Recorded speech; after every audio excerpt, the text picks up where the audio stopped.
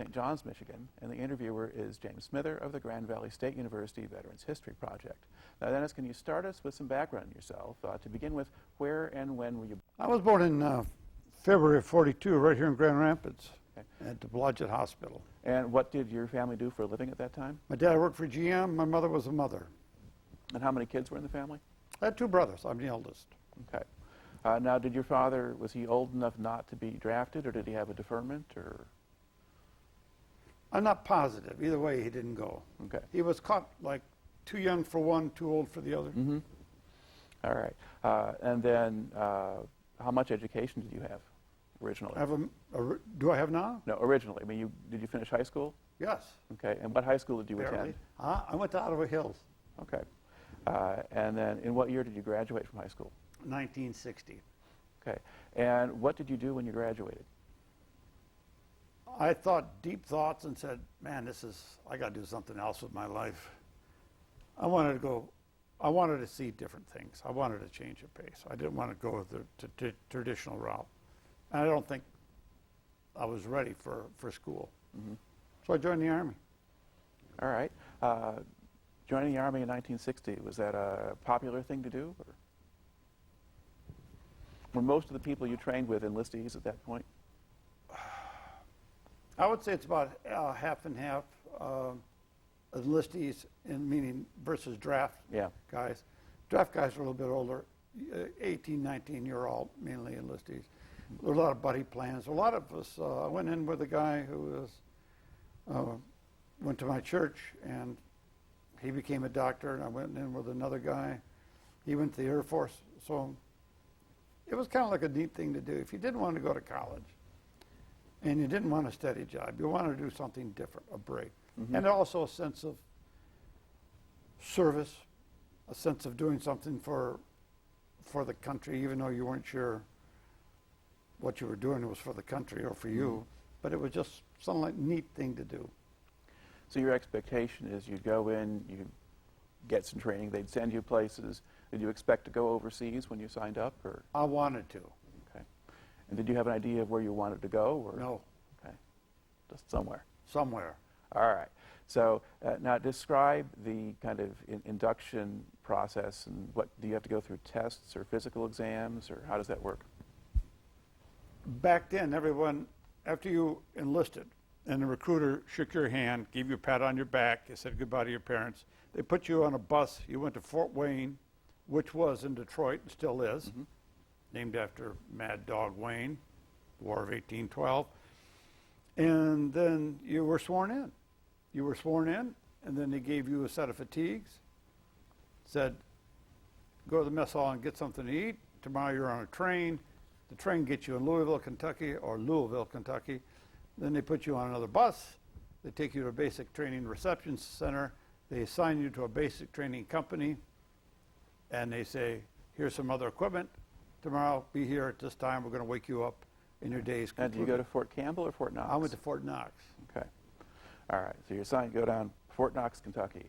How would you describe the base itself at that time?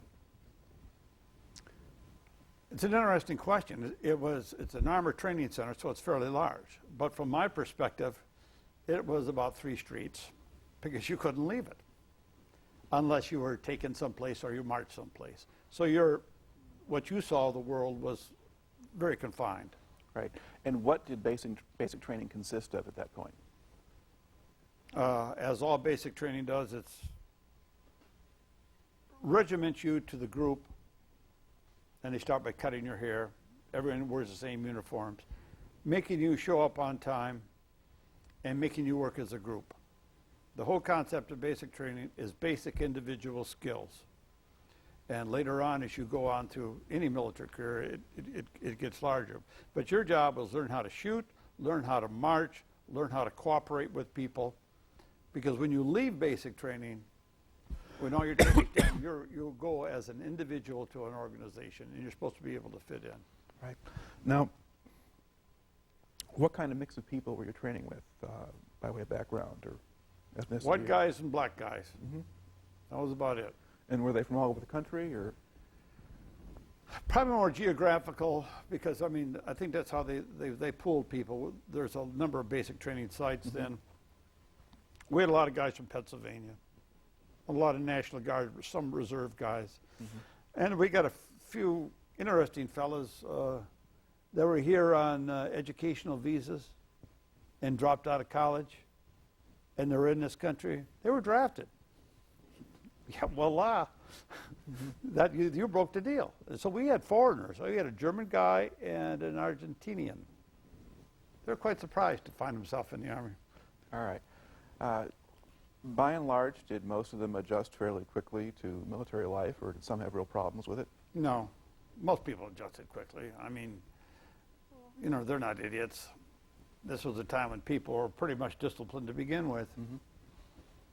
And at this point, there wasn't a major war going on or anything else like that. The only thing that was cooking at that time was Cuba. And as all rumors have in the military, you know, we're all going to go to Cuba. That was, I don't think that would have happened, but that was the idea. Because that was 1960 when you were initially down. Yeah, that was 1960. Okay. All right. So then basic training is at 8 weeks at that point? It was 8 weeks at that time, followed by advanced individual training. And I took mine right there at Fort Knox, and other people, if they had another specialty, they'd be sent to another base. All right. Now, in advance, then, do you get like some time off the base and that sort of thing? Do they loosen up the rules a little bit? It's a little loosened up, yeah. But you still have to be at a appointed place, appointed time. And I think we could wear civilian clothes at that time. During basic training, you did not have civilian clothes to wear. And everybody slept in bunks, in the long horizontal bunks or double bunks. No private rooms, no co-ed facilities, public bathrooms, public showers. Get to know your friends. All right. Is that about another 8 weeks, or? That's about another 8 weeks. Okay. And then once you complete that, what do they do with you? They send you to a unit. Okay. And what unit did you go to? Where did I go? I went to Korea. They said, you're going to Korea. All right. How did they get you out to Korea? First they say, go home, and we'll send you a ticket. And then they said, nope, go home, and here's some money. Get to Oakland Army Terminal on this date. You're on your own. So this is 1961, January. So I went up to the old Grand Rapids Capital City Airport, got on a Capital Airlines plane, flew to Chicago, and then took a prop job to California, making numerous stops along the way. Numerous. Was that the first time you'd been in an airplane? It's the first time I've been in a multi-propeller airplane. Okay. We stopped a lot of places. How long did it take to get out there? Gosh, I lost count after Nebraska. There was Utah. There was, it was quite interesting. All right. Then you get out to Oakland. Do they have you sit around for a while, or do they ship you out pretty quickly? In Oakland, you are in a holding position. They keep constant track of us. There's a morning formation when everybody shows up, which is really a head count. There is, when they brought down the flag, they'd have another formation, and in between times, you just hung around. What we were waiting for, which no one does anymore, we were waiting for a ship, because we're all going by ship. And you're going to put, I'm going to guess, 1,500, 2,000 guys on a ship. When a ship comes in, they put you on a truck, take you over to the pier, get off with all your bags, get on the ship, go find a berth. So how long did they have you in Oakland before they ship you out? I was thinking about 7 days. Okay. Did you ever get off the base? Or No. Okay, just stay there. You stay there. All right. Now, what kind of ship did they put you on? The Daniel I. Sultan, it wasn't Her Majesty's ship. It was a troop ship. Okay. It's probably been around for some time. And it was the first bunk. If you got the lower bunk, you're about 4 inches off the floor. So to get into it, you laid on the floor and scooted in. If you got the top bunk, which I think was 4 up, you climbed over everyone else's bunk to get up there. If the top guy got seasick, he threw up on the third highest and then on the second highest, and the poor smuck on the bottom, he just kind of moved away. So what level did you wind up on? I was in the first. I was on the bottom one, and then I moved up later on to the second one. And you know what the rule was? You slept head to feet. Head to feet. Because for infectious disease, they didn't want two heads. Because you're butting up on somebody else. So somebody's head, somebody's feet were by your head, or your feet were by someone else's head. And if we're going to run down this path, you got up, stood in line to go to the mess hall, which was quite small, and then you went up on deck and you stayed there. You stayed there. And you just sat there. Didn't matter what the weather was until they brought you all down for your noon feeding, and the feeding could take an hour and a half because they snap you through. You went back up again, and then you went down for dinner, and then you go to your bunk. Okay. So what was the weather like? Terrible. It was January. I was crossing the Atlantic. It was cold. It was windy. And I was, in a sense, I was lucky because I picked up a part-time job. They'd get little jobs. I had a job of painting the brig with about 3 other guys in the front of the ship, painting it kind of a vomit shade of yellow when there's no ventilation down there and the ship was going up and down, and it really made you nauseous. And to clear that nausea, you had to climb all the way up from the belly of this beast to the top floor, grab some fresh air, and go back down again. And the other way to do it is just lay down and do nothing. Mm-hmm. And it was it passed the time. Okay. About how long did it take to 21 days. Okay. Stopped in Oakland, stopped in Japan. Mm-hmm. Did you just get a chance to get off the ship? Yes, we did. Yes, we did. They had that arranged. The ship came into Yokohama. Mm-hmm. And then they put us on trucks and they took us to a big, at that time I think it was called Camp Drake, and they fed us. And of course you're in uniform. And then they gave you some free time to, You could have gone down to downtown Yokohama. Some did. Some lost their money. They are pretty much organized as far as ships coming in. Mm-hmm. The Japanese had a well-orchestrated plan to deprive the unwary with their few dollars and cents. And they changed your money into scrip, by the way. Mm-hmm. You no longer had dollars. One night there, we got back on the ship, and then we went into Incheon the next day. All right. And then once you got to Korea, what unit were you assigned to? 6th Medical Depot. And where was that based? Between Incheon and Seoul. Okay. It was in a city called Ascom City. No idea why it was called Ascom City. No idea why they called it a city. There was a village called Sincheon in Bupyeong. It's on the map. I went back there about 50 years afterwards and looked at the place again. Looked very different. Okay. What did it look like when you were there? There's a village, there's a base. Was it a big base? It was a base. It was divided into 4 sections. Each section had a separate function. The medical section, which the depot supported the 10121 evac hospital, which was on a hill. The next one was the 55th quartermaster, which was our quartermaster.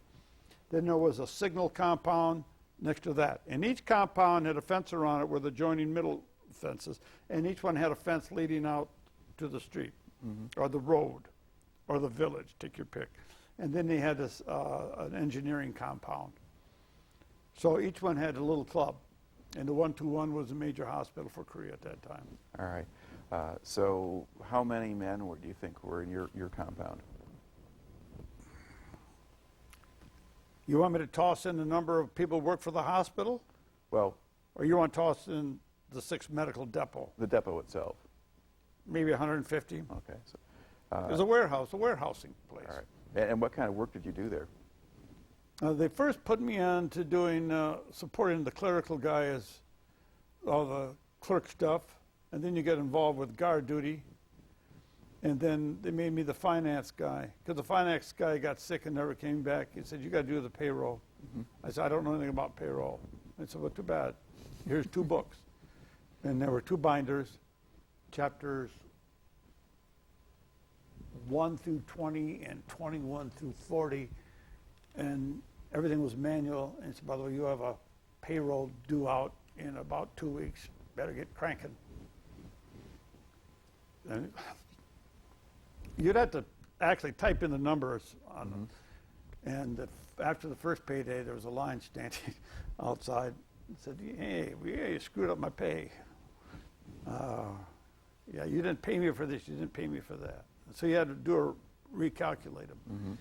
And the second payday, I had a bunch of people outside saying, why'd you take money from me? I took money from them because I didn't put in the right numbers.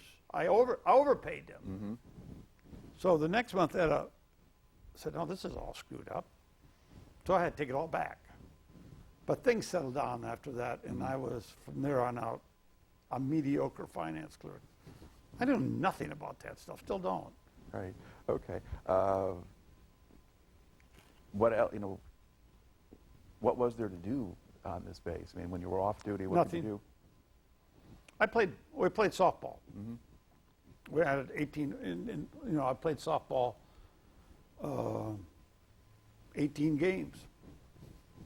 That's what we did in the summertime. That's all I did. All right. Was it possible to go into Seoul or do things like that? You could go outside that base. Remember, this is about 8 years after the Korean War, which never ended historically. I'm not even sure it was ever declared. But you could get a bus from the Touring Special Services. They'd get you a bus and go up north or go to different places. But you didn't have a car, and there were no taxis. Sometimes in that particular unit, we would have to pick up medicines that came in from Japan, and they needed immediate refrigeration. If you were the designated driver, you would have to go with another guy, an escort, and you'd take off on these roads that were built when Japan built them. They're not freeways or direct road. They were built on berms that separated rice paddies. So you could only go 25, 30 miles an hour. So you would have to go to the railroad station or the airport, Kimpo, which was not even an airport, which was still as the war had left it, and pick up the refrigerated items to bring it back as the hospital needed. Then you went to Seoul. Now, you want a side note? Here's something interesting. When we would go to the railroad station, sometimes we had to pick things up at the railroad station. I have no idea why, but we did. There's these little Korean kids wanted to shine your shoes, shine your boots. Later on, let's go forward. Let's go forward 25 years. Let's go forward 30 years. I'm at Armed Forces Staff College, and there's a guy next to me in the room, and he's Korean.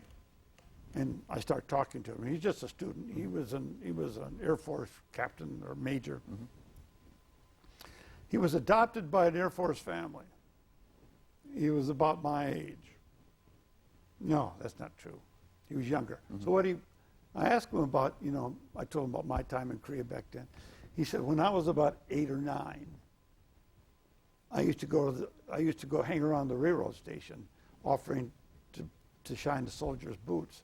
So we have a dual parallelism here, that it's quite possible that he was trying to shine my shoes when I was there when I was 18, 19 years old.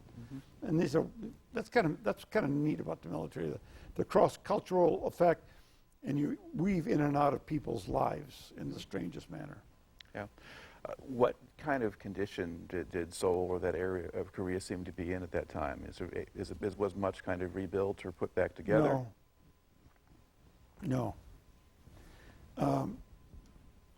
If you compare and contrast, like the airport at Seoul now, which they built out of an island, the Seoul airport at that time could not handle commercial aircraft. It had no terminal. When I flew out of there in '61, I got a trip to go to Japan, what they call an R&R trip.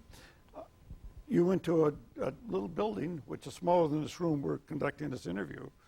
You showed them your leave papers, and they told you to go stand outside. It wasn't big enough. It wasn't a terminal. It was an office left over from the war. Plane would come in, you get on, you get off it. There you go. So Seoul had not recovered much at all. The villages outside Where I was, say in Ascom City, there was no lights, or barely lights. There was no sewage facilities. The women still did the wash in the creeks with rocks. There was no motorized farming equipment. Everything was still done like it had been done. Did you have Koreans working on the base at all, or? Yes, we did. Since the medical depot was a warehousing business. So we had some people working in the warehouse, just like the soldiers worked in the warehouse.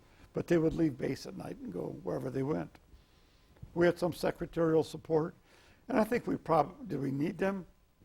I don't know, but it was good for the community relations. And they're good people. I have no problem with them. I learned to love people, as I have all Asians. All right. Let's see. Did the village sort of kind of support itself off of the base to some extent? Yeah, they did. There's a village full of bars and whores, top to bottom. Now, the classiest whores were on top of the hill, and the lower whores were at street level. All right. Did you have sort of discipline issues with the soldiers at all, or people who get themselves into trouble or get drunk or into fights or other things like that when they went into town? The answer would be yes to all questions, but it was a degree of yes. Things did happen. There'd be fights inside some of the bars between troops, but not often. Now and then you get a real loony bin. He'd find himself a Korean and just he went native. And then they discharged him. If you take a collection of people, you have saints and sinners. You have the sacred and the profane. And sometimes they clash, and sometimes they get along. But the duality, like everything else, is always there. But as a rule, I would feel safe anywhere if I went to a village. We could go to these villages. Sometimes we could hunt. We would take a vehicle, we could check out shotguns, special services.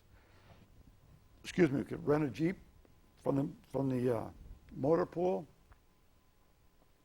and go up in the hills and shoot pheasants. You can't do that now. The world's too sane nowadays.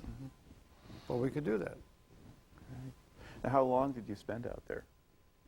In Korea? Yeah. 18 months. Okay. Now, was that longer than it wasn't a standard tour? Yes, that's because of they built the Berlin Wall, and they put a stand down on all movement. Everybody stayed put. Everybody was extended for 90 days. Okay. Now, so did you stay longer then because of that? Yes. You were one of the ones who got extended. All right. Well, at that time, was there much concern that something serious might actually happen and you might get into a shooting war, or did you just figure it would blow over? I think at that time we were always going on alert that the Korean War could start again. In Seoul, and I was further north than Seoul was from the DMZ, we were about maybe 90 seconds by jet with afterburner from the border. You're in artillery range from the other side. Seoul's an artillery range from the other side of the 38th parallel. And down there would be, North Koreans would cross over the border. We'd get these alerts, and we'd have to fall out and draw weapons. So in geopolitics, you're always worried if something in Berlin is to attract your attention away for another movement down south into South Korea, the planners always look at this. Is this deception here? They're trying to draw attention away from something in Korea, or something in Korea to draw attention away from Berlin or Cuba, which was also mucking around at that time. So we were extended. Everyone was extended for 90 days. Now, were there at that time sort of incidents on the border where they'd start shooting at each other? Yes. Not always. I don't think the news always reported it. The DMZ is patrolled on both sides by, not anymore by U.S., but South Koreans and U.S. would patrol the border. And that means you literally walk along a fence line. And there were incursions where people could shoot from one side of the border to the other. And North Korea always trying to provoke something, as they still do today. Those things could happen. There were fights, but that was never reported to us directly, and I don't think that those things ever became reported in the national news. I was just thinking, if you're at the depot and there's a hospital nearby, I mean, did the hospital mostly just treat people who got sick or got hurt in accidents, or? That would have been the closest hospital. The divisions would have had a medical clinic. Yeah. They would have done first medical support, and then if there was wounded, they would have brought them into the 121, and from there they would have backed them out of Kimpo. Other than since the hospital was separate from, they lived another life. We ate chow in their mess hall, and I never was sick, so therefore I never went to the hospital. Okay. All right. And you mentioned you got an R&R to go to Japan. Yes, that was a perk. They'd fly you to Japan, and that was the only place they could fly you to. And you had a week there. And I went with a guy named George Arata, and they would put you up at the Sanyo Hotel, which was a military hotel in Tokyo. And you could wear civilian clothes, and you could eat your meals there, lodging there for a small fee, and you go around and see the sights of Tokyo at night. Now, that hotel was the same hotel where I think it was the Army planned its revolt against the government. At the end of World War II? Or? Yeah, or sometime during the first part of World War II. The Army Navy always had a clash between the two. And they were going to do a revolt out of there. That hotel's gone now, and I've been to the new Sanyo, which is on the same site, so it's gone. But the same system works. People could fly, I could go to Japan and sign into the Sanyo Hotel and see Japan. Japanese paid for it, as they do for most of the troops in Japan. So that's where I went. That's where I lost my money, and then I flew back poor. All right. Okay. Now, you had signed on originally for a 3-year enlistment? Yes. Okay. A draftee was on for 2, and because the draftee had no choice of what was going to happen to him. Now, when you came back from Korea, then you had some time left at the end of the enlistment, or were you pretty much done? Yes, this is an interesting story. It's interesting to me.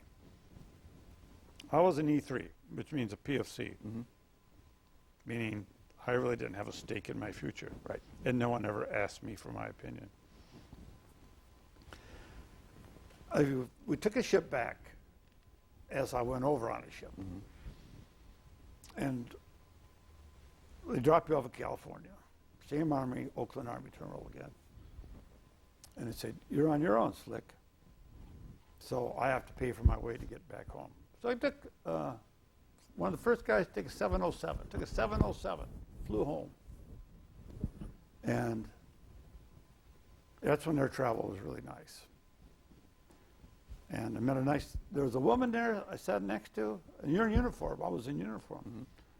Took me home with her family, fed me, took me back to the airport, and God bless her for that. That was very kind of her. Flew into Grand Rapids. But I had no orders. PFCs don't go home without any orders. And they said, just go home. I'd have to go down to the local recruiter and say, how long do I stay here and where do I go? And the word was, orders will be sent to you, which this is very unusual because when you're at that rank level, you are sent to the replacement depot on a base, and they farm you out based upon where you need. You don't get specific orders. Even lieutenants don't get specific orders. They get like a big unit. They have an idea. I get orders, by name orders, sent to me from the Pentagon to a PFC, is telling me where to go. This is the act of God. This is most unusual. And they tell me to go to the 2nd Ranger Company in Dahlonega, Georgia, which I call Delonga.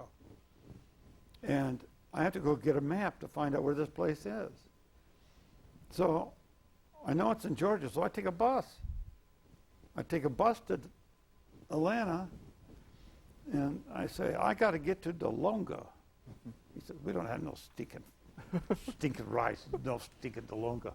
And he said, soldier, where you got to go? And I show him, you need to go to DeLonga. He says, be here at 8 o'clock. He take me up in the mountains, the Blue Ridge Mountains. The bus opens up, said, soldier, this is DeLonga. You get off here. And there's a pharmacy, a drugstore. I said, what do I do now? I'm in the town. Mm-hmm. There's nothing in the town. This is a small town of which had some notoriety one time because gold was found up in the Mare Hills. Mm-hmm. And that gold now covers the state capital, so they say. And I walk into the drugstore and say, where do I go? And she said, call this number.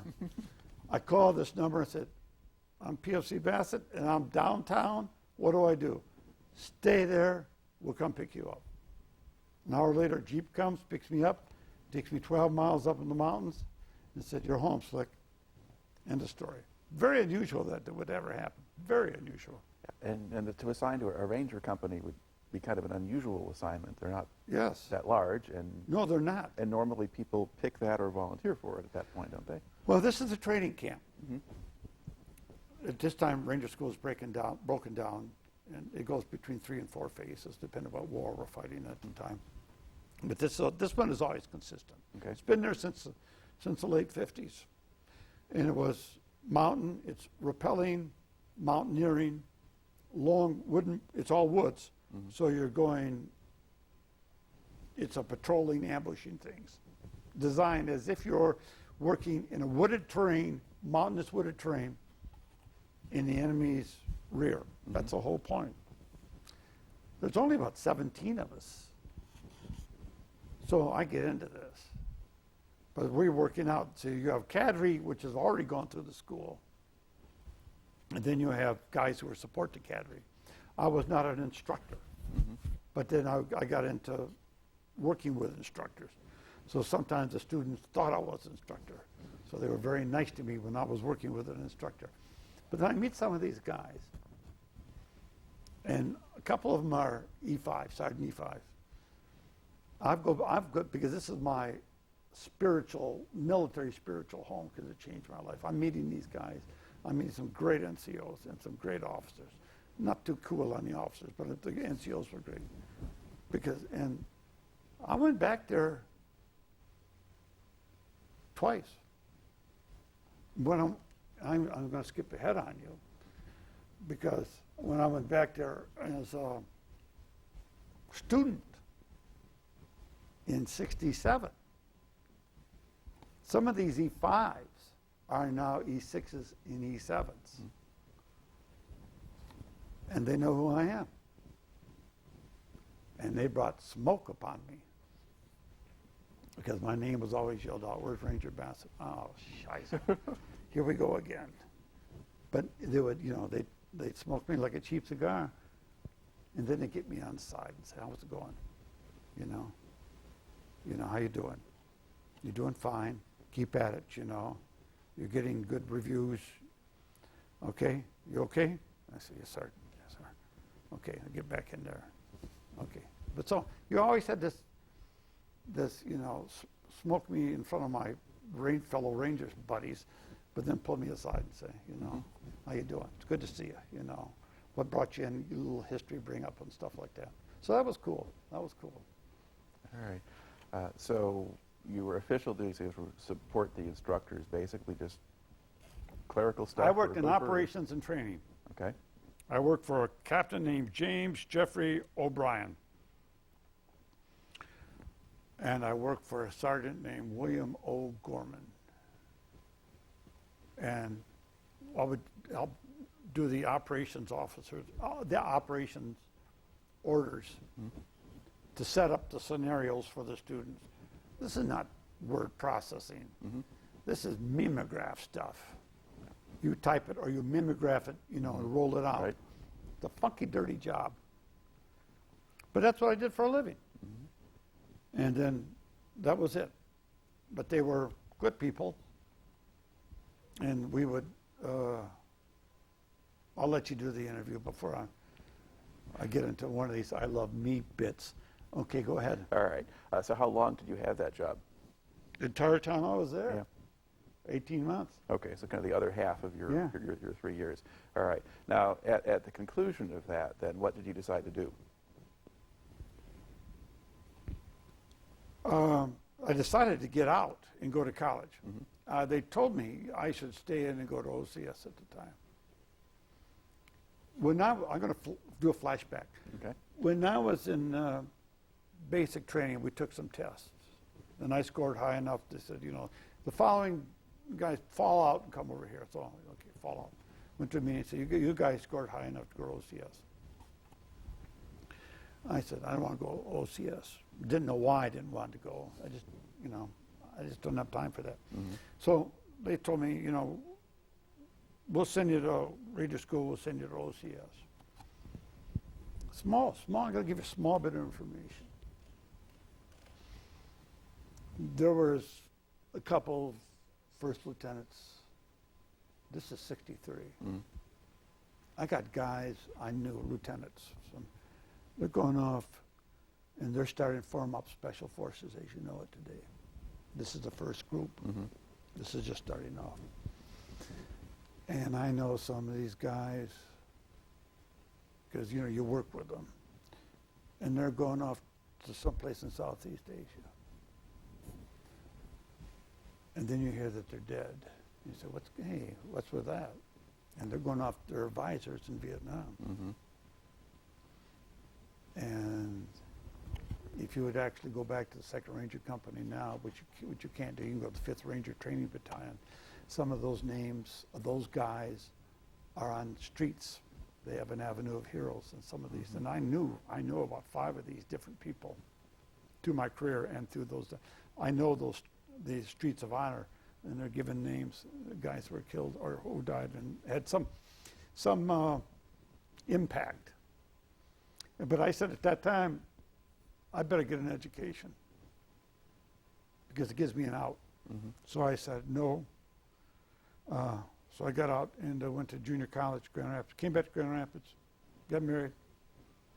And then Now, had you known the woman you eventually married? No, before, I got a job in the hospital, working the night shift, and then working days on the weekend. Mm-hmm. A regular 40-hour job. I met her there. Okay. A do-run-run. All right. So you get married, you're going to college, and then did you go on and get a 4-year degree, or what did you do? After 2 years going to JC, I needed to move on, so I ended up going to Western. And what did you major in? I started majoring in business marketing, mm-hmm. but I minored in psychology. And I graduated with a business major. Or I may have graduated with a psychology major. I don't know. But the last 2 years, because I had 3 years enlisted time, I got into the ROTC program mm-hmm. in my junior and senior years of college. And because the good government was nice enough to give me a national defense loan, which I paid back, by the way, thank you, all of it. That helped me get through, because I had a child by then, and it was getting really rough. Because the only kind of jobs I could get to help support everything were I worked for Welch's Grape Juice, actually in Lawton, Michigan. And enjoyed it. They were good people. Crummy job, but good mm-hmm. people. Good, hardworking people there. And I think I may have gotten some money from ROTC, I'm not sure. But that national defense mm-hmm. loan really, helped a lot. Now, was your tuition paid for by the government, too? I mean, was that GI Bill? No. Nothing like that? GI Bill, good point. I got the GI Bill early in the GI Bill framework, mm-hmm. but late for me. I think I may have got maybe a year of it, and it wasn't a lot back then. Mm-hmm. But anything helped, and right. There was not much to recommend those times, frankly. I wanted to get out of college, and I didn't much care. Mm-hmm. I couldn't afford a college ring, and if I did, I wouldn't wear it today because I don't wear any jewelry. All right. So you get your degree, but you've done ROTC at that point. Then I get commissioned. And you get commissioned. All right. Once that happens, then what do they do with you? They tell me to go to Fort Benning. I go to Fort Benning. They say, okay, you're a regular Army officer, so you're in a different track than a non-regular Army officer.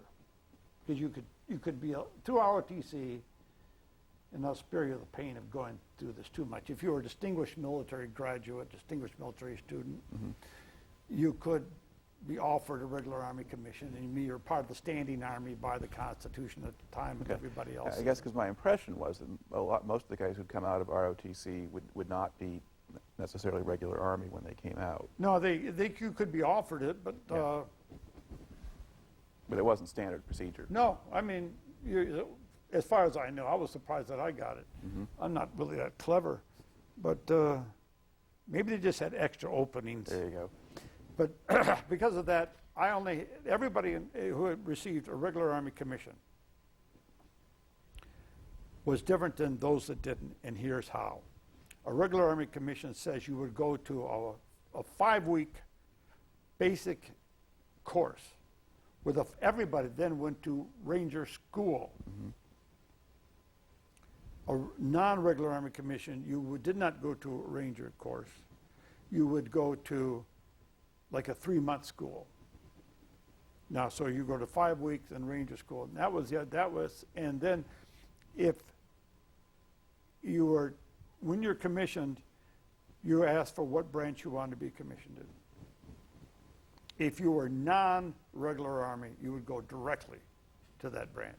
If you received a regular Army commission, you would have to serve 2 years in a combat arms, armor, infantry, or artillery. Then you go to the branch you desired. So I go 5 weeks with all the regular Army guys, and that includes West Point guys and everybody else. Then you go to Ranger School, and if you make the Ranger School, at that time, you went to Vietnam. If you went the other way, you went to Vietnam. And very few did not go to Vietnam. Okay. Was that first 5-week course just sort of the basics of being an officer? No, it was training. Oh, that was physical training. You went too? to school. Okay. You went to PT every morning, had a formation, you went and ran, did all your stuff, came back, showered, went to chow, had a formation, marched to class. You marched back for lunch, marched back to class. If you ever went to Fort Benning, you went to Infantry Hall. I think that's building number 4. It's a huge building. People have big classes in it.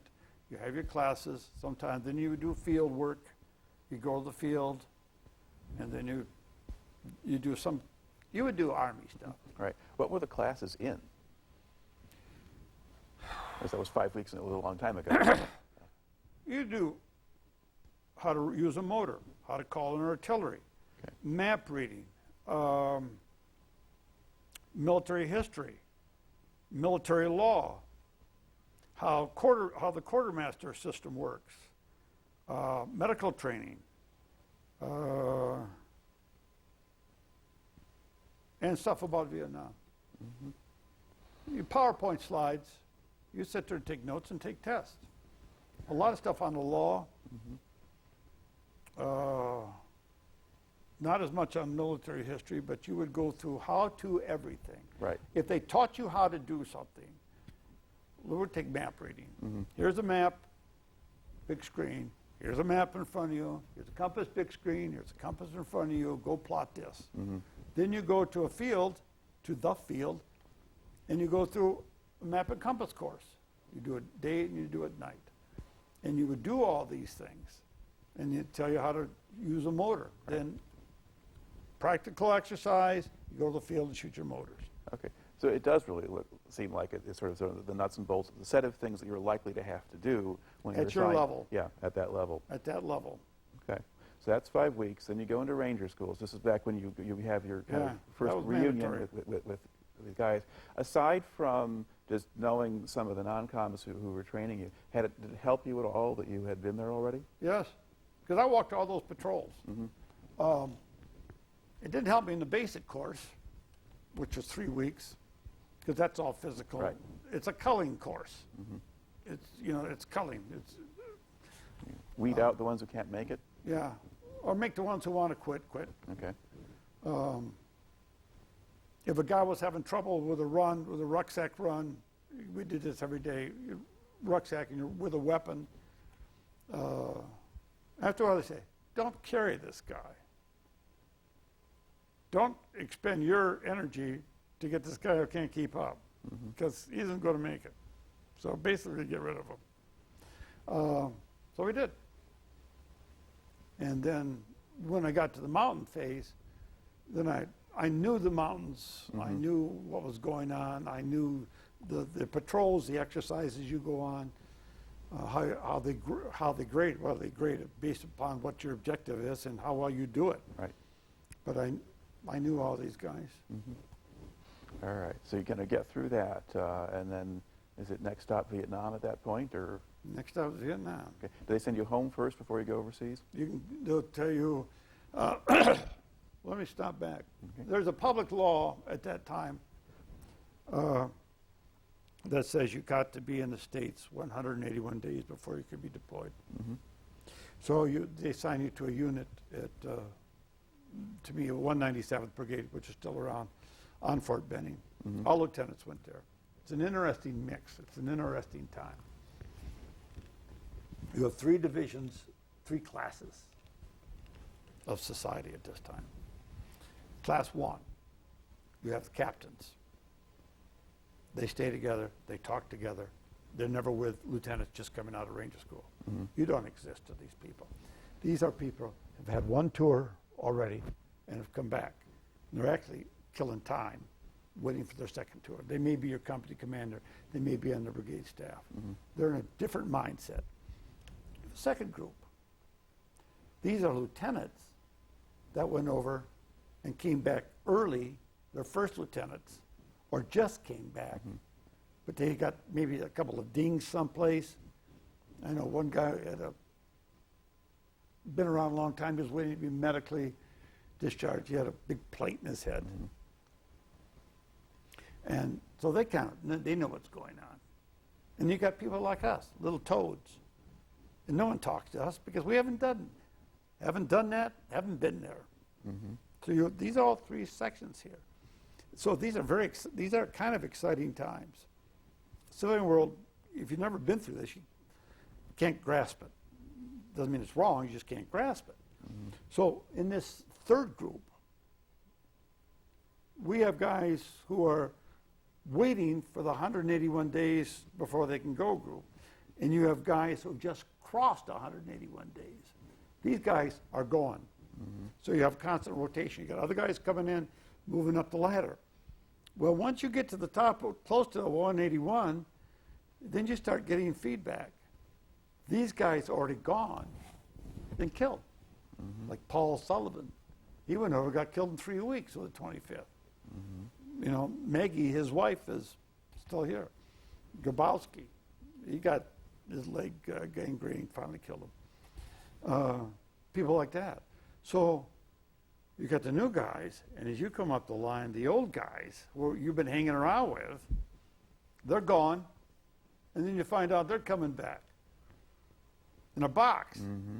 So the world here is exciting, and the world there is exciting and frightening. You start to put 2 and 2 together and say, stuff happens. Pay attention. So now we're kind of in, is this like early 68 by this time? This is 68, yeah. Because you went back in 67, and then by the this time is you're like waiting. May. This is like May.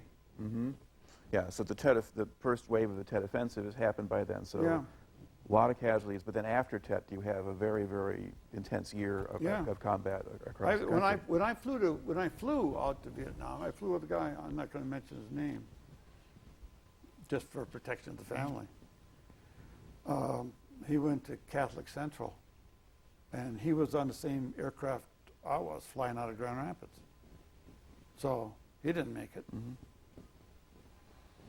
All right, so eventually your number comes up, in effect. So you go home with my family was right there at Fort Benning, and you drive to Grand Rapids, and you say hello to everybody. You go watch Denny McLean pitch, and it's 31-5 or 31-8 season. And I have no idea how I got to Vietnam. It just probably on a magic carpet. Well, they were flying people usually. Oh, you're flying. Oh, yeah. You get on a commercial aircraft and you fly to McChord Air Force Base, and then they take you to Fort Lewis. And again, pull them all together. We got a plane load yet? Check. Put them on a plane, boys. Off you go. Was the plane a military plane or chartered civilian? It was a charter Pan Am plane. Okay. Kind of a neat flight.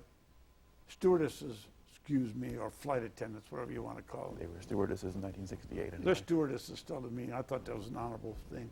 They were great going over. They were great.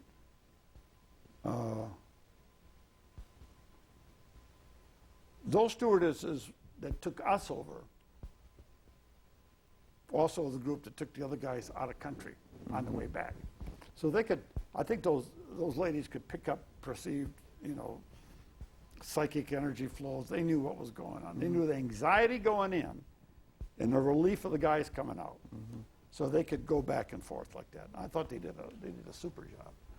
It wasn't like your typical commercial airline today. So when you get there, they put you in a place. They say, tomorrow morning, 8 o'clock, you lieutenants stand on line. There's a roster out here. They call out the names. Where did you fly into? Benoit, I think, Okay. or Tonsanute, or Okay, one of the airfields one outside of the Saigon. airfields. Yeah. They're all the same. Okay. And they call off a name. You departed to such and such a time, or go over here and pick up your orders. I was originally on orders to the first cav. Now, what I did is read up everything I could about that part of the world. I started with Bernard Fall's book, Street Without Joy, reading anything I could. See? And then they call off my name and say, I'm going to the 9th Division, which is in a different corps, no mountains, and I know nothing. I know nothing. I said, it's a dirty trick. Now, did you, at the certain stages of Vietnam, sometimes officers would come in, and maybe it was just the West Pointers, but they would get to ask for particular units and have a list of preferences. In your case, did they just send you someplace? I don't recall. Okay. No one asked me. I mean, right. you knew. No, I don't think that was asked. Yeah, that may have been specific to West Pointers, that they would actually get some options. They wouldn't always get what they picked, but they could do that. And in any case, though, but you originally slated for 1st Cav, but then it's the 9th Division. Where was the 9th Division? Yeah, they were in the Delta, south of Saigon. That could have been a factor of Tet. Because if you had losses, say everything, the plane table was even, that maybe I would have gone to the 1st Cav. But if they had a lot of losses down south, they'll divert people and you become a filler. It's not a polite term, but you become a filler. All right. What was your first impression of Vietnam when you got there? It's humid. The language sounds different. The air smells different. But I've already been to Korea, so I'm not shocked and awed. Okay. I wanted to go. Else I didn't. I knew what was going on. Vietnam was going on for a while now. Right. I graduated from college in '67. I had my 3 years in, plus my 3-year inactive reserve time. So I didn't have to go anyplace. I wanted to go. Or I could have got a job selling cereal door to door or doing something, But I wanted to go. And go I did. All right. Now, how did they get you down to the 9th Division? The Army is very you go to the reception center, then they'll fly you into a base.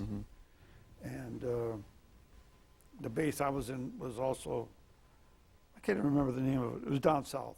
The whole point of this is they let things settle in. They give you some more training. They let the weather, they get acclimated to the weather. Right. They take you out on an ambush patrol with live ammunition. You're not going to see anything, but they take you out there. You throw some grenades. They did some gas. They put us through a gas chamber. They updated us all of our shots, and they just let everybody settle down. Mm-hmm. Then, when you're going through that, and they take about a week to do that. So at that time, you get to know other people. You start to bond with other people, because people need people at a time like this. The sounds, the smell at night. And then sometimes if they had B-52s strike arc lights, you could hear them in the distance. Mm-hmm. So now you're a little nervous, but at least your sleep patterns are better. Mm-hmm. Your digestive system's better. You figure out how the latrine facility works when you don't have any running water. And then you go to your appointed place, and sometimes, like a room, and they'll have your name up on the wall and tells you what time to be at the airfield for what time you're going to be picked up. Mm-hmm. And you wait. And sometimes the aircraft comes, and sometimes it doesn't. And if it doesn't come in, they say, no more aircraft today, go back to your billeting. Okay. Now, the division's base camp, was it divisional base camp you were at initially, or brigade, or? I ended up, the 9th Division moved from that first place. I wish I could remember. It moved from the first place down to when I moved south into Dongtam. And it'll come to me later on. I was mostly just asking to see, did the base come under attack at all, or mortar fire or anything like that while you were waiting for assignment? Or was it quiet? No, there was nothing. Okay. Had there been, as far as you know, a fair amount of activity there during the first stage of Tet, or was it not too busy? There was a stage around Mito, south of Saigon, where they came in.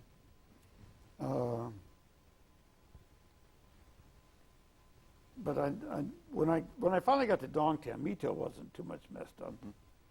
Mm-hmm. If your question is going to end up being, what was the effect of Tet on the enemy, or the effect of Tet? More on just what the situation was in the division at the time that you joined it. And it was at first we were after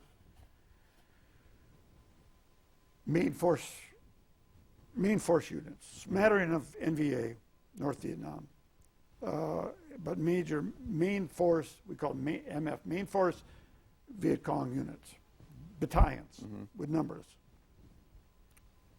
That's how things moved prior to and during Tet. Right. After Tet, they lost so many people, they were down to companies. Mm-hmm. And when the pressure was on them, we were down. The companies were broken down to squads. So I could see as we continued our movement, they became smaller and smaller for survival. Now and then we'd run across, and we did, main force battalions.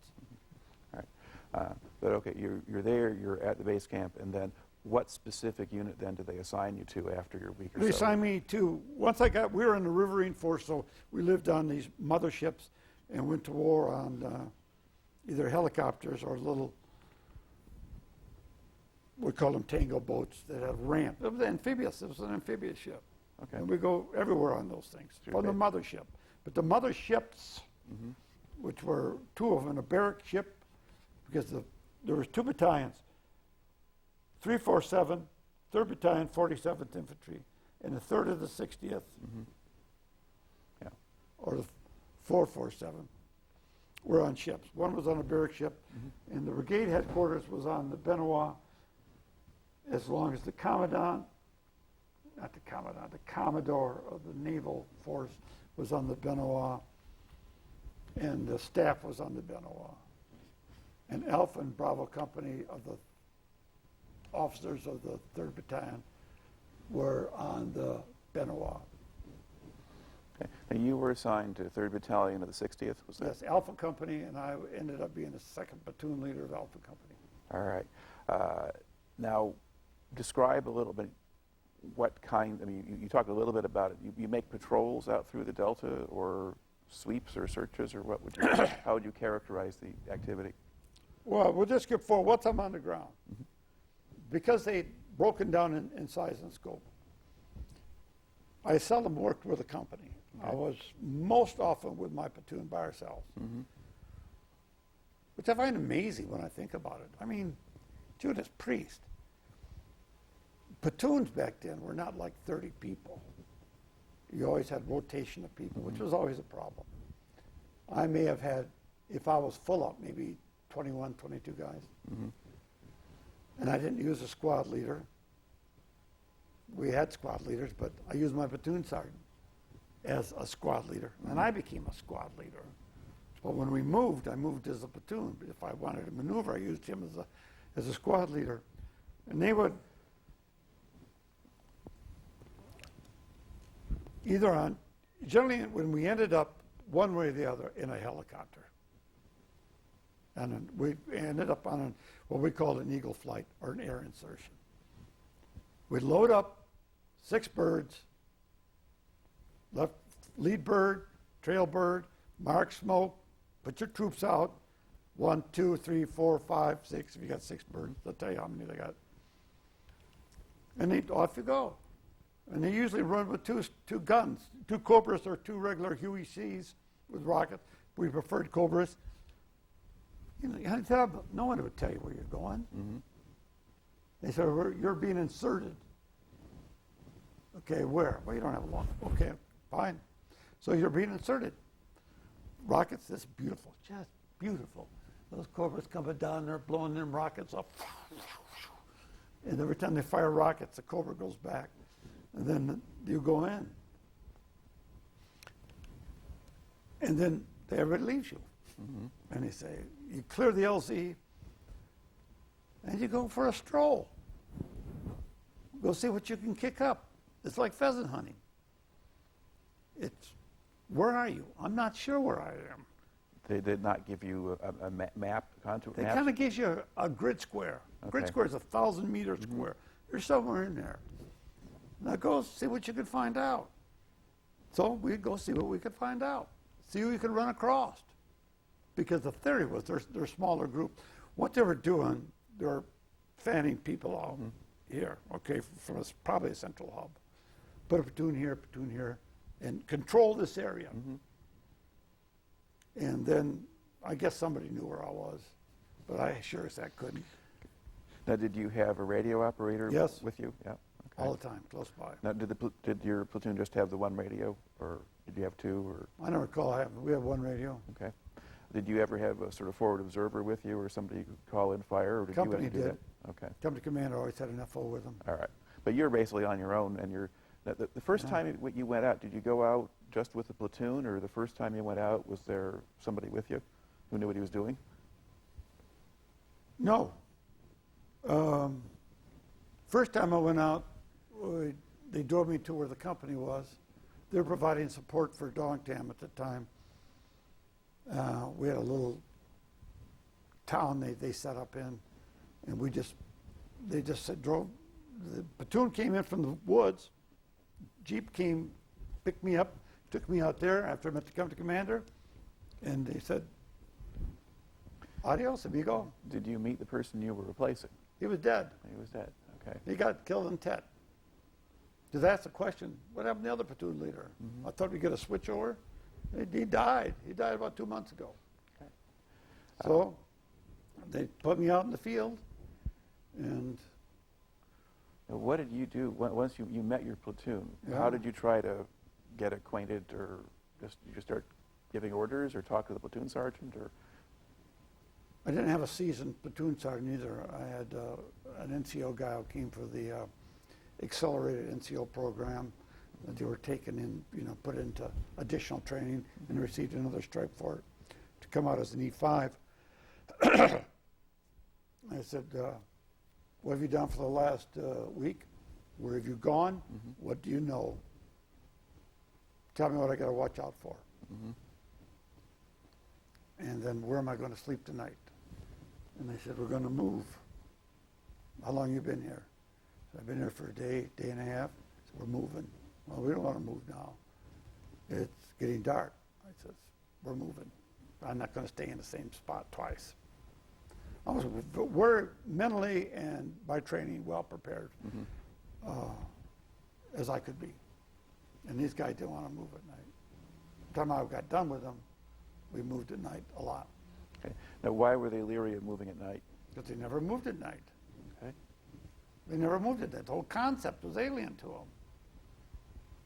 them. I would do practice moves. If they know where you are at night, they could mortar you or ambush you on the way out. Mm-hmm. So I adopted a whole new series of my own, what I wanted to do. Mm-hmm. Wake up in a different place every morning. Move and stop. Recon where I was going to spend the night. I already had a place in mind. Mm-hmm. These guys didn't know where I was going to go. Go someplace else. And then, as the sun was going down, get up and move back to the place I reconned that day. Mm-hmm. They got used to it. But they didn't like it at first. All right. Now, how long would you be kind of out there in the field? Was this pretty much every night you're sleeping out in the field, or did you come I back think to they the would base camp? rotate battalions, and it was not a difficult job. But you're like quasi-friendly area. Mm-hmm. You had rough puffs, regional forces, popular forces. They'd be sitting in their little bunkered-in rooftop buildings with a wall around it, and we'd be out there laying in the water, wondering why they're sleeping in hammocks, and I'm out here in the bloody water. Because if it's a rainy season, you're in the Delta. You get the wood line. Mm-hmm. We would do a few things to make sure we were safer. I would take some of my key people, and we'd go into villages, maybe 4 of us. And I'd pick out a village. Once I get set up at night, Mm-hmm. I'd take them. I tell my platoon sergeant, we're going to take a little walk tonight. You watch over here. We'd go in, and I'd take a couple of my, we call them Tiger Scouts, guys that used to be VC, we'd run with. Right. And we'd go, I'd take them on a ranger patrol. Mm-hmm. I'd go right on the outskirts of the village. And we settled in, and I'd say, Quan, or whatever his name was, just listen. What do your people say? Nothing, and I'd go in a little bit farther and just listen. And then watch ducks, because if there's any ducks around, they make a tremendous racket. Stay away from ducks if you ever want to sneak into a village. The ducks will tip them off. They just make noise. They're great alert. And if he hears a conversation going on in the village, then we'd limit the hut, because most of these people just settle down and go to bed. Mm-hmm. And then we'd go in there, and everything's done with sign language. You got to have some, external illumination, like the moon or something. Yeah. But I would say and be done. And then I'd take my guy, and we just walk into that little hut and see who was visiting. We catch people. We caught one guy from BC lieutenant, home on leave. Mm-hmm. I said, we hate to do this, but your leave's over. And then we'd call in somebody, and we'd take him away. And then the mother or the wife or somebody like that would have a fit, just a fit. Just screaming and yelling. So tell him we're not going to kill him. Well, we would. He could tell us what was going on. And we never see these guys again. Then if I'm wrong or we're wrong, then you release them. Or then I'd leave the village, go some other place. So it was, by being active, you set the other guy's timetable up. How many nights in a row would you spend out in the field? If I'm talking the real field, where it's not a friendly zone, and I'm talking dry season, 5, maybe 6. If I'm talking a wet season, where everything's water, maybe 4, Okay. maybe 3, because you're always wet. You're walking through rice paddies. If you walk on the dikes, there could be booby traps on the dikes. So you make your men walk through, because that's where you'd have to go. Right. You channelize. The locals would know where they were sometimes. One time, we're working in an area semi-friendly, and this guy comes with his 2 water buffalo plowing up his rice paddy. And we're moving down this way. And as he turns, he says something quietly to one of my Tiger Scouts. And he says, "There's 2 booby traps in front of you." And just keeps on plowing. And a day later, we're still in the same area. And there was 2 packs of cigarettes outside of his village doorway that we put there. So, our way of saying thank you without, you don't want to burn your sources. Right. Yeah, because in some areas of Vietnam, different stages of the conflict, there were real issues with Viet Cong kind of going through at night or intimidating or doing bad things to people who were perceived to be helping the Americans. That's what I would go into in this sector. We repeatedly would do our little recons at night to see who else was there. Right. But just our presence there is a counter presence to your enemy. Yeah. He doesn't know what to do. If you sit back in a little shell, he controls everything around you. Right. Change your system, your schedule, causes him to change his schedule. So you're improvising pretty good counterinsurgency, essentially, kind of keeping them off balance and showing some level of protection or something to the local population. How much actual fighting did you get into while you were down there? Now we're getting some sensitive stuff here.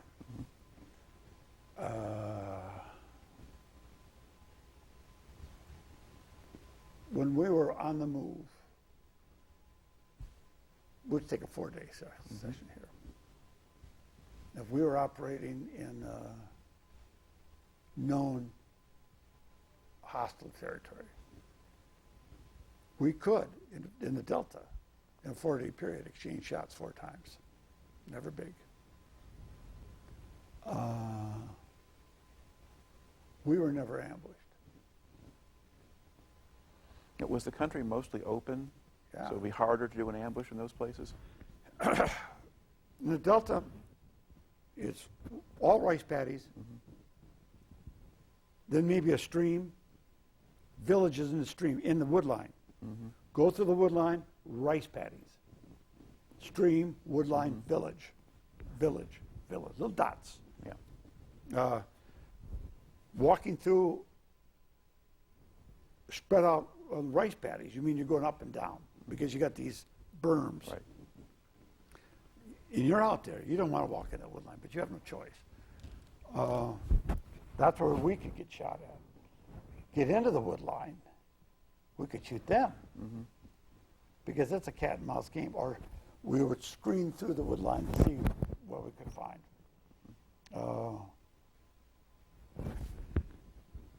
If you watch the History Channel, you get a lot of,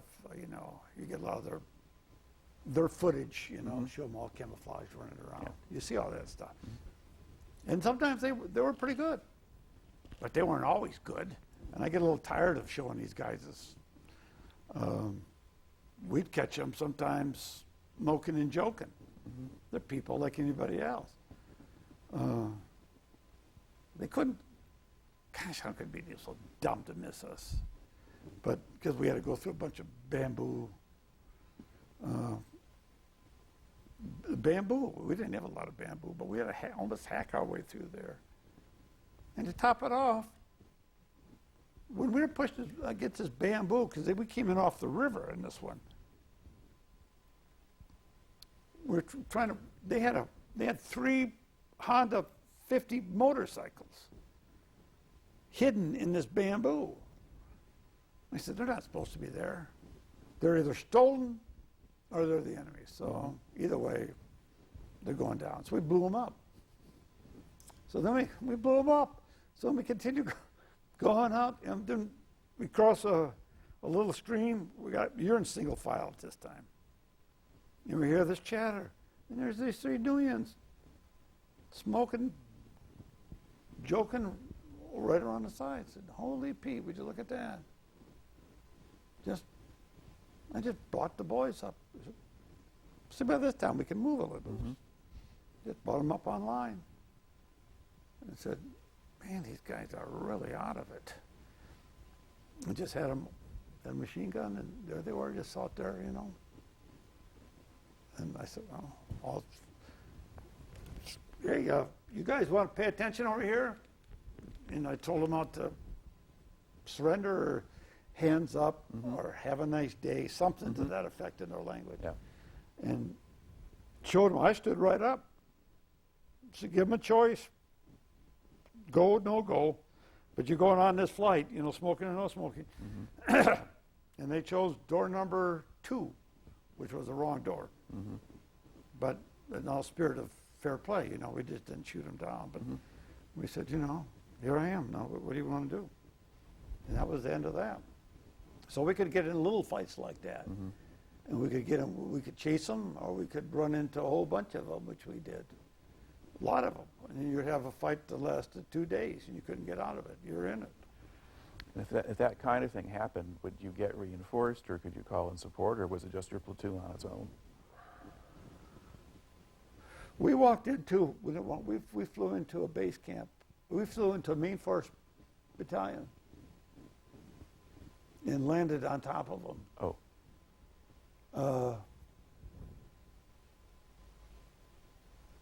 And we lost the first helicopter. I saw members of my platoon going out the door from the blast. I remember the rotor going up in the air. It looked like 2001 beginning. Big helicopter, the rotor slowly going up and down, slowing up. Still see it. It's all in color. I can rewind it, man. It was like History International. I just turned a switch. And then put my people together. And what was surprising, because I don't want to get too deep into this one. They had, if you were in the Delta, you had to get a swim qualification. Because it was the Delta, and it was near the ocean, the tides, you have really erratic tides like you have in Panama. I think it's on the Pacific side. You know, you have 12-foot tides, you know, the tidal plane and stuff like that. And on that particular show and tell, we got in there. But I had to swim some of my boys out with an air mattress because everything flooded.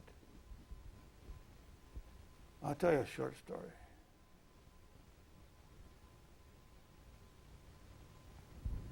I lost one of my boys. We're not going to go down there. Okay. Sorry. Okay. We're not going down there. Okay, no can do. But the tides were big enough. So we put these guys on there who couldn't swim. And we were in these it was a palm,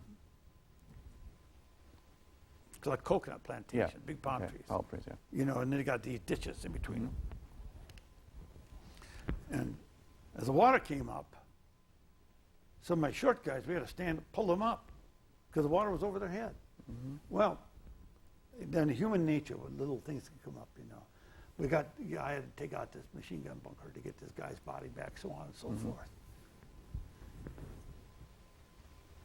And there was another bunker here and another bunker there. And those little dickweeds started shooting at us. Can you imagine that? But we started returning fire on these guys.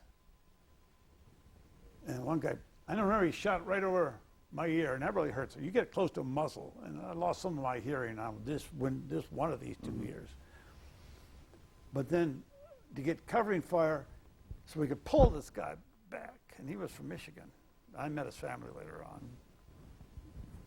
But to pull him back, And then we had to pull them in the water, you know, with ropes and stuff because, you know, we're taking fire. So I get on top of this bunker, and I can see the VC, Nguyen, you know, and he's on his bunker pointing his weapon at me. And that son of a gun went.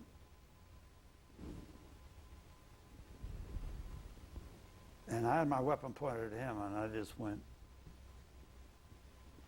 crawled down off that bunker and commenced firing on the other guy. I have no idea how that ever works.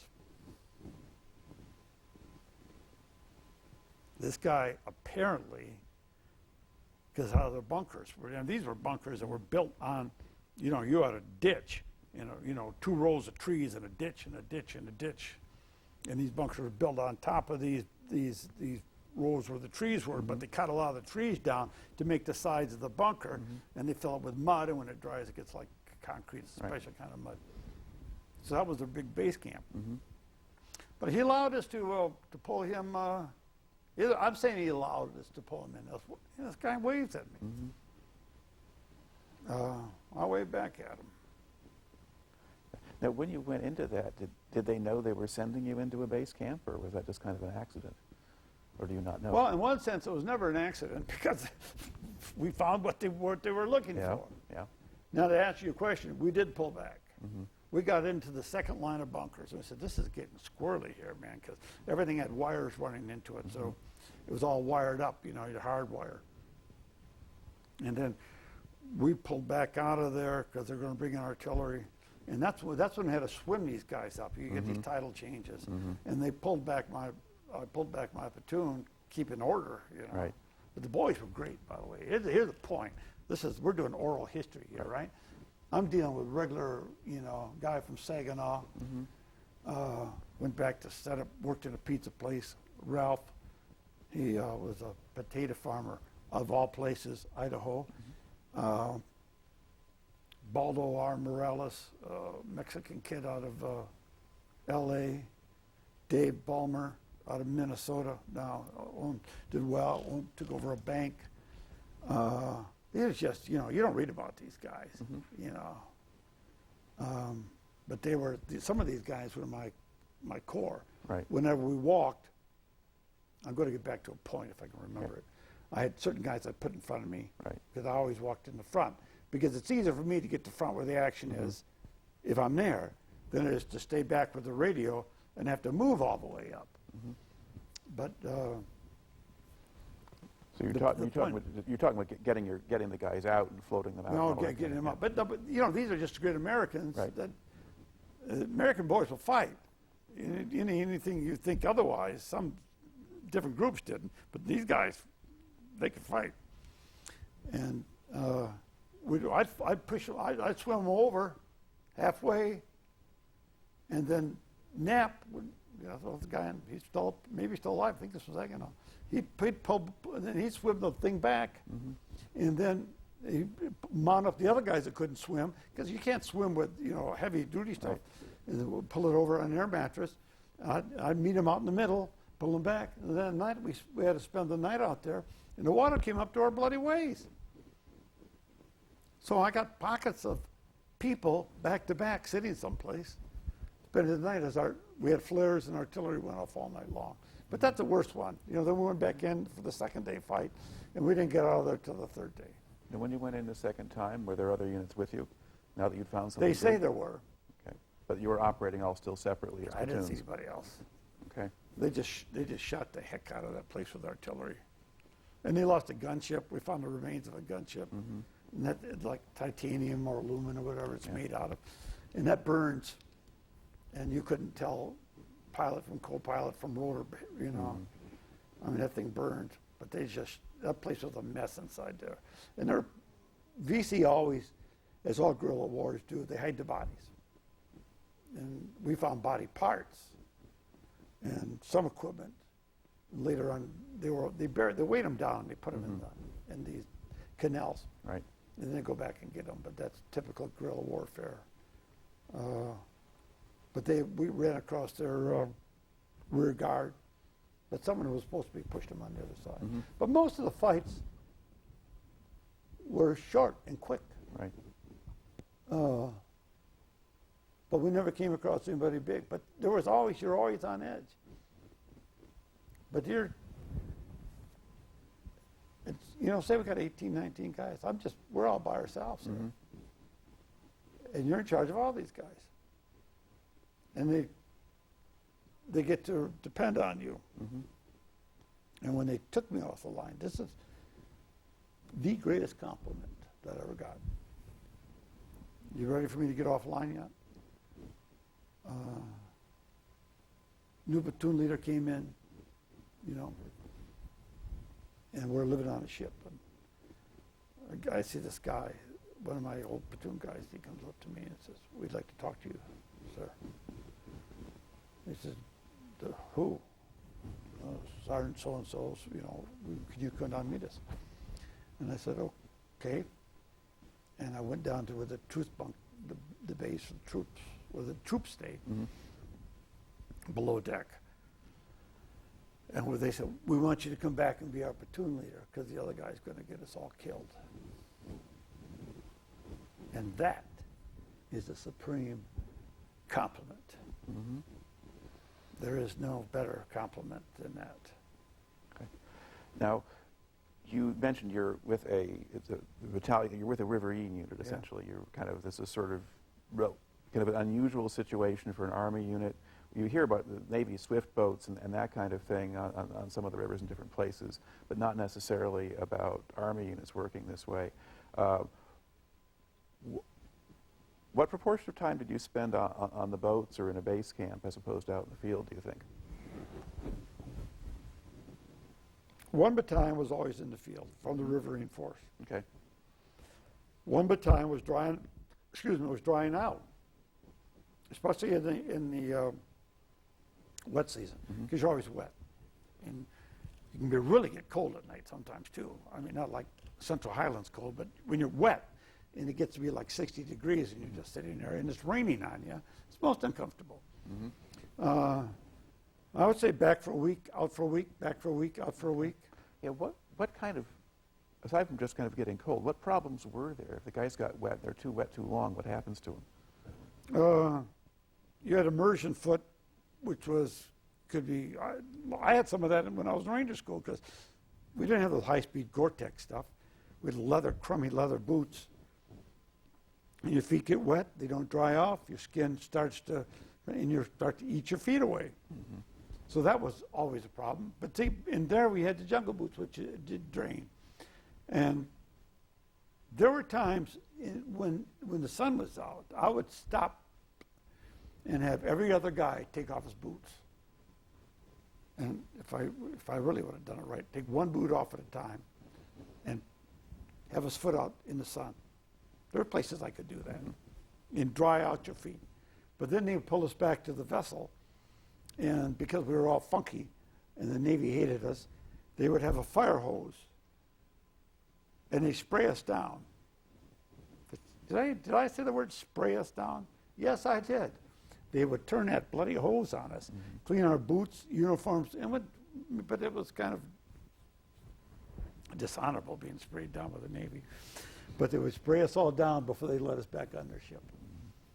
And then we would go and change our clothes. And then we were ordered to just wear flip-flops, no socks, and go see the medic. And the troops would the medic would do a foot check on all these guys. And the only other trouble we had out there was leeches. And leeches, interesting creatures, they're collegial in their own way because you could go from one rice paddy to the next rice paddy to the next rice paddy, and bang, suddenly you had 4 or 5 leeches on you. And you would only know that by looking for them. Mm-hmm. How do you get them off? In the field, there's only 2 ways. They give you this insect repellent that was always issued, and you spray them and they fall off. Or you take the end of a cigarette and you have somebody else do that. You just kind of around its head to fall because you don't want to fall. You don't want to snap the head off there. Right. But depending on how long before you looked, they could get them all out of your body, especially if you're sitting in the water. Mm-hmm. And every guy was worried about his private parts thinking he's going to get a leech there. And that was always a standing joke. But if you were in the water, and there were times where, like, if there was a fighter you had to lay down because of something, you would always be subjected to leeches just suddenly coming on you. Mm-hmm. In the summertime, you didn't worry about that. Now, how long did you spend with that battalion? 6, 7 months. Okay. Now, over the course of that time, did the military situation there change? Did it seem like you were gaining ground against the enemy? Because you had mentioned earlier something about the units got smaller. Or do you think they were just getting better at lying low and staying out of your way? Well, okay, I can answer that question in 2 ways. The second answer is your second scenario, yes, they were better at staying away. Or A, no, they were just smaller. Mm-hmm. We would, short contacts, burst, 2, 3 guys, bang, bang. Mm-hmm. That was generally the run of it. And now and then we'd hit something big. Mm-hmm. Midnight insertion. Yeah, let me get on reporters. Okay. You don't mind that, do you? No. Reporters I ran across were absolutely disingenuous people. I'm sure there were some that were good, but the ones I came across. I'll give you examples. Some of these guys want to go out with you, see? But it depends where you are and what you're doing. If there wasn't a lot of work involved, because we walked, we're not in the base camp, and, we're inserted walking along. Right. And he can't leave. He may not want to come along, but if it's a simple thing, he can get out right away. Mm-hmm. He'll may go along. And I'm sitting with this guy, and we're on the ship, and the word comes in that to suit up. We got a night insertion going on. Somebody's in trouble. One company's getting hit fairly hard, and they're going to take us off from the deck of the ship, and we're going to do a night into an LZ someplace. Mm-hmm. That reporter did not want to move. No. Second time, APUP. He's a writer. Mm-hmm. I'm sitting with him someplace. We're chatting, and he said, I have to write stories that my news editor wants. That's when I learned how the newsprint works. Mm-hmm. I don't have a job. If he wants shock and awe stories, I have to write him shock and awe stories. He said, you give me a story of GIs mutilating enemy prisoners. That goes. You give me a story about GIs helping a village. I'll never get printed. Third instance. Dan Webster, CBS News.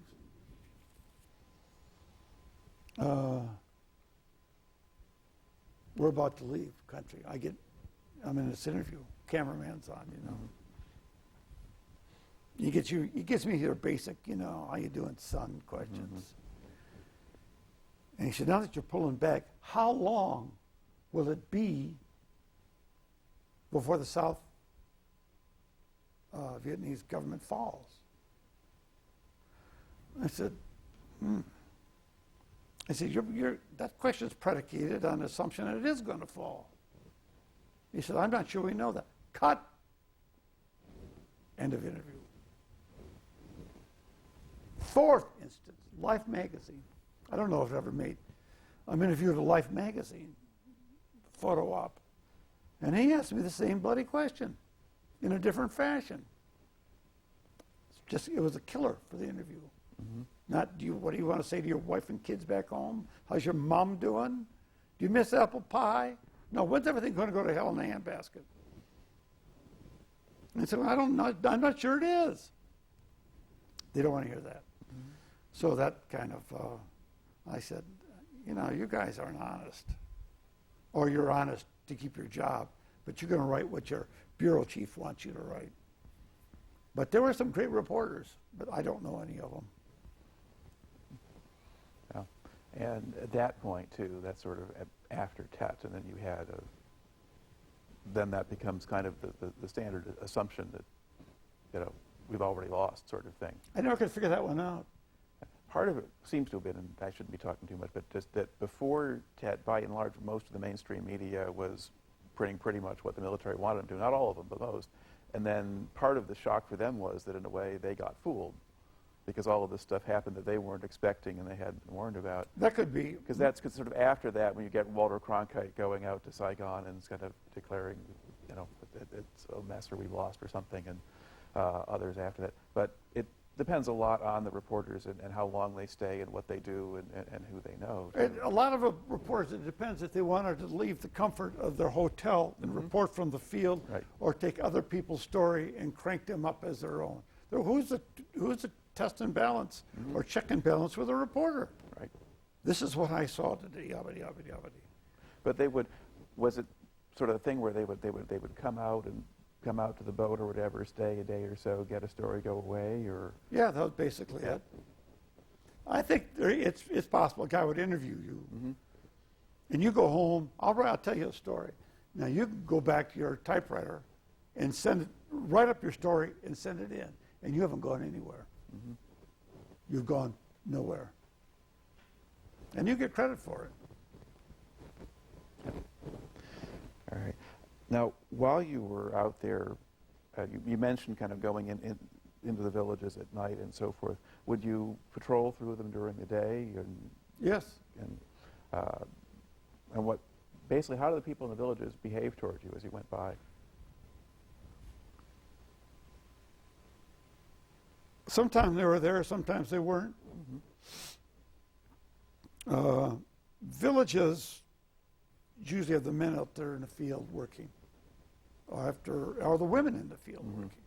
If they're not doing that, they're putzing around.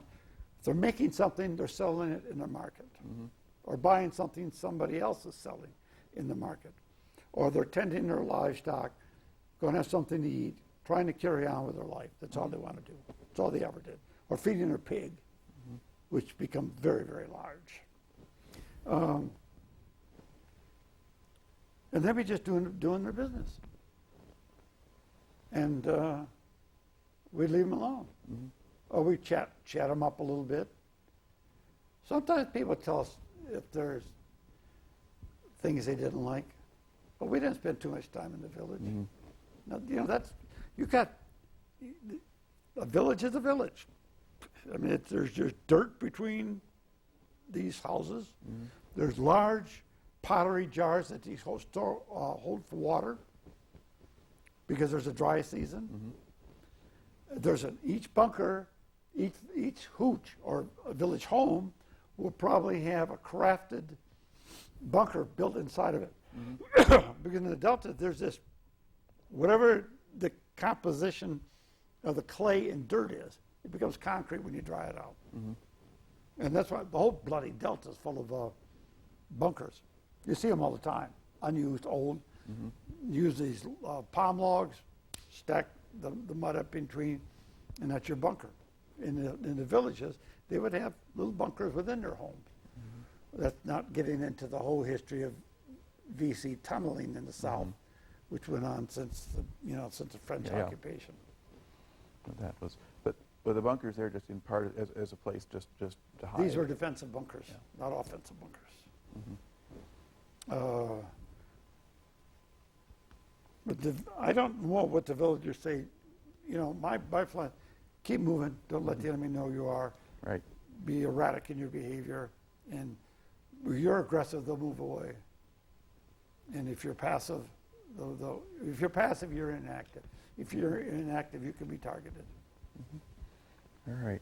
Now, over the course of the 6 months you spend with the unit, how much turnover was there in personnel? Would men rotate out, or? That's a good point. That's a good question. And you're right. People would turn over. That was part of the problem of the war. So you get there, say on day one, you're going home in 12, 13 months. Day two, you lost somebody who's already been there. Okay. What you have a problem with is you always have three groups of people again. The group number one is, I got 2 months to go and I'm out of here. Group number two, I'm a little ticked off at the enemy, but I'm fully trained and fully confident. Group number 1, I have no idea what's going on. Teach me. I'm afraid. So again, just like when I was at Fort Benning, you have 3 different groups. Right. So group number 1 is the newbies, and they could be very aggressive and very confident, but do something stupid. And they've got to be taught by somebody. So it's a constant learning to go from one group to the third group. Well, guy's got a month to go. He's not going to stick his head out too long. Now, by and large, did the guys, particularly say in the middle group, did they do a good job of trying to help the new guys coming in? Or did they just keep to themselves and let the new guys figure it out? I think they did a pretty good job. Guys know.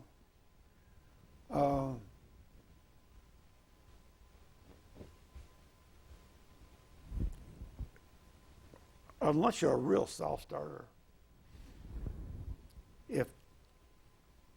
when it hits a fan, or when something kicks off fast, first of all, fight's noisy. And nobody's going to hear you. That's all TV stuff, because you got people shooting around you. That's what I found out, what it's like to be a lieutenant in the platoon. One of the first major contacts, I looked around for someone to tell me what to do. So what do I do now? What do I look? I'm looking. And where's my instructor? Okay? Everybody is looking at me. That was a rite of passage. Everybody is looking at me. How long did it take you to kind of get into gear at that point? Then. Yeah. That was the rite of passage. That was the transition. Was it just one moment where this happens? It was a spark in time. Others say, you remember things, happen real fast, but it was it was a metaphysical event because it was an emotional. I got it now. These boys are mine. Move. Okay. So what did you do? Started giving orders. Okay. Take that MC-9, put it over here. Stop crossing yourself and put some fire on the enemy. Bomber, give me a pell-mell. He said, yes, sir. I said, take that. I want that screened over there. And then we could see those little peckerheads running around because we caught them with their pants down. So was this a place where the training that you got kicked in? I mean, did you know what you were supposed to do? It's instinct. Okay. It's instinct. Training is instinct. It's like a box. It's muscle memory.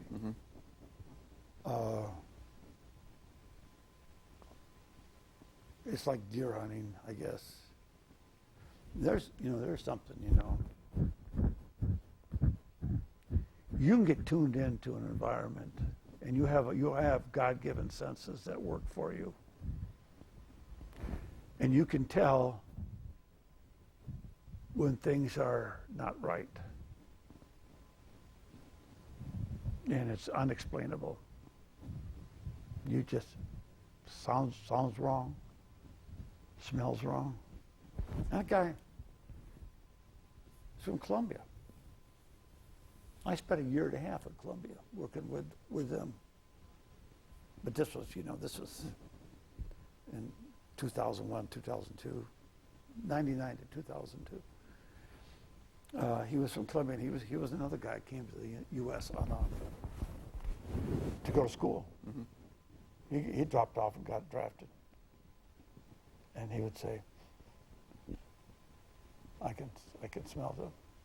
Now, there's something to say for was it the olfactory glands? They could not stand dogs. Dogs didn't like the smell of U.S. dogs, like German Shepherd dogs. Their water buffalo could not stand the smell of us. And it's a different smell in the air. People smell based upon what you eat. And we stink because of what we eat. You eat spicy foods, garlic, you'll stink. And you can pick up scents after a while if the wind blows right, especially if you got a lot of people. You get 5, 6 people, say 100 yards down range of you, and the wind's blowing right. And they've been eating something like their Nook Mom or something like that. You can pick up that smell. If you know what, if you're, you got to be kind of tuned into yourself. And you can, if you pay attention to what that, something, that little whiff you got, what it means, and then you're much more alert. If you blow it off, you can't. But there is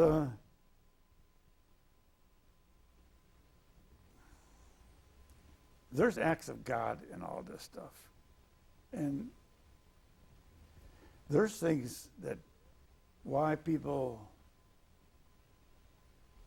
get killed and why people don't. That always has me pondering how things like that can happen. And I get in my deep meditation phase, trying to figure out why. There was one time a bullet went right down through here. I said to myself, because when I was 5 years old, somebody pushed me that far to my left. And that put me 2 inches off there my entire life. I should have been going 2 inches to my right, which I'll make up for right now. But because when I fell down at that particular time, some good kid pushed me 2 inches to the left. Had he not done that, I would have fallen 2 inches to the right, and I would have taken an AK round right through my head. So you'll think about that. Did you ever get seriously injured, or just the scratch, or the almosts, like the bullet? No, not seriously injured. I took a grazing round down my back when I was crawling forward, and I took shrapnel in my leg from a grenade. It was a booby trap. Since this is not public information, right? Yeah, kind of.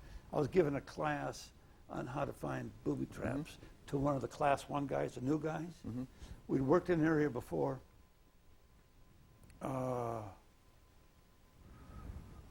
where I lost one of my Tiger Scouts almost.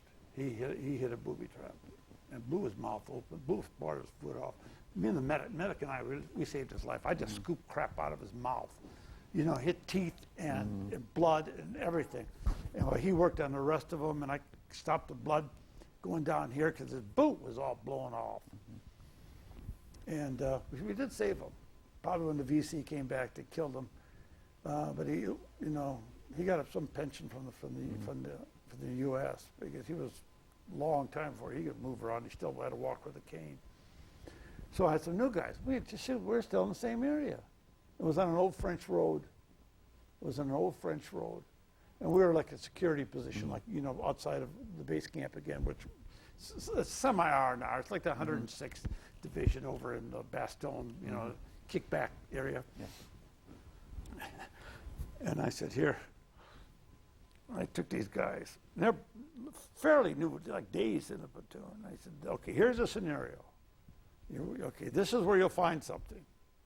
And they're all with little eyes wide open, you know, and they're brand new green fatigues, looking good, you know.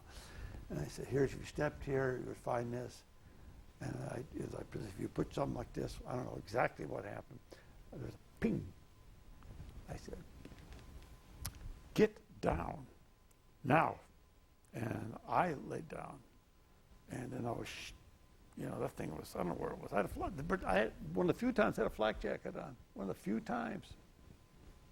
And I could remember just being pounded by, feeling the impact of rocks hitting my side and my legs and stuff like this. And I had some shrapnel. They got, you know, I was fairly close to the hospital for the helicopter pickup, and then they took some shrapnel out of my leg, and I told the doctor, hey, doc, you know, don't make it too pretty. I got to go home one day. I want to see a scar there, so I'll take care of you. But the rest of my leg got all little stuff. It used to bother me a long time when the weather changed, because you get little pieces of metal get up by the bone, you know, they work their way out. But that was the only 2 times. But when that grenade went off, you know, I had to stand up, look at those kids. You know, come to think of it, it may not have been a booby trap at all. Yeah. Because I wheeled around and saw somebody crawling through the woods, to the undergrowth. And I put some rounds out there. You know, come to think of it, it may not have been a booby trap. Doesn't matter. All right. But what mattered is a look on these three new guys who looked at me. I said, what an idiot. What a fool. He brings me up. You found a booby trap. That was the end of that story. All right. Now, when you were actually in the base camp or whatever, what was that like? Actually, the base camp was secondary.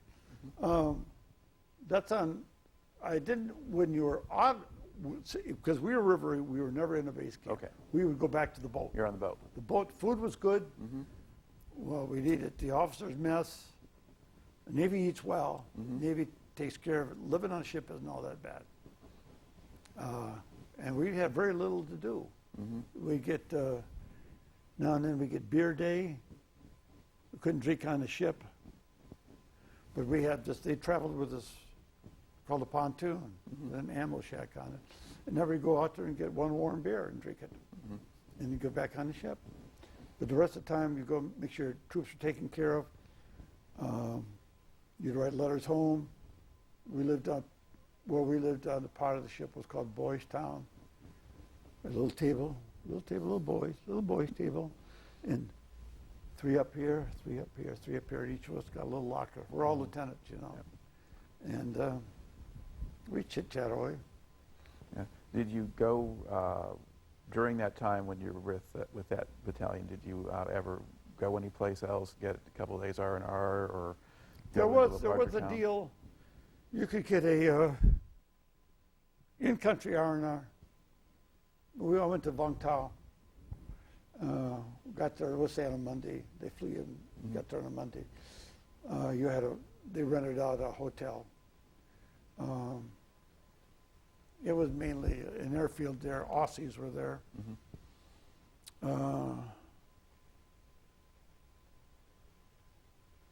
They had some beautiful girls there, not in that hotel, but in another one, the Grand Hotel. They'd play tic-tac-toe with you. Boy, they were good. For money. Right? But I didn't do much of that. I just got out of the place. Got sick. Got bad diarrhea there. Flew back the following morning. I was in an ambush position that night, and I had diarrhea all night long. You just can't go, go back, go forward, go back, go forward. It drained me. And we were part of it. There was an empty hooch over there, and this is a great shot, what I'm about to tell you. Cannot be duplicated by no mortal to this day. Behind us, there's this old village hut, but there's roosters on the very top of it. And I'm angry because I had a rotten night. I'm in an amp, and I'm cold, wet, and I have to go back and forth all night long, and everything's going downhill. And this rooster starts to crow, and I got mad at it. And with such acuity of vision, I took a C ration, little B2 unit, I think, or C2, ham and eggs, and I flung it up at him and hit him on the head, killed him, and he rolled down the side. And that was a shot that cannot be made today. It was fantastic. That made me feel so much better. I can still see that little old rooster just rolling down the side of the hill. You didn't need to know that, but I threw it in for free. There we go.